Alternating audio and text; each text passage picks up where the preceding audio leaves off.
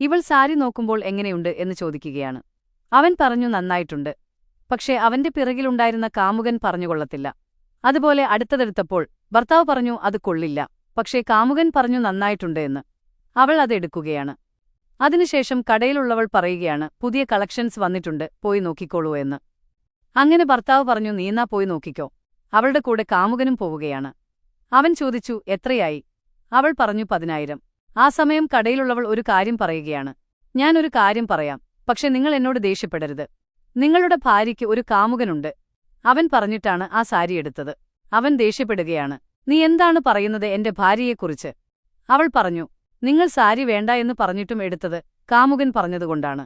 അവൾ പറഞ്ഞു ഞാനിപ്പോൾ കാട്ടിത്തരാം, ഇവിടെ CCTV ഉണ്ട് എന്ന്. അങ്ങനെ അത് കാട്ടിക്കൊടുത്തപ്പോൾ അവൻ പറഞ്ഞത് വിശ്വാസമാവുകയാണ്. പിന്നീട് അവൾ വേണ്ടതെല്ലാം വാങ്ങിയിറങ്ങുകയാണ്. അങ്ങനെ അവളും കാമുകനും ഒരു ദീപാവലി ആഘോഷിക്കുകയായിരുന്നു. അങ്ങനെ അവൾ കാമുകനോട് സംസാരിച്ച ശേഷം വിളക്ക് കത്തിക്കുകയാണ്. അടുത്ത ഭാഗം വേണമെങ്കിൽ സബ്സ്ക്രൈബ് ചെയ്ത് അടുത്ത ഭാഗം എന്ന് കമന്റ്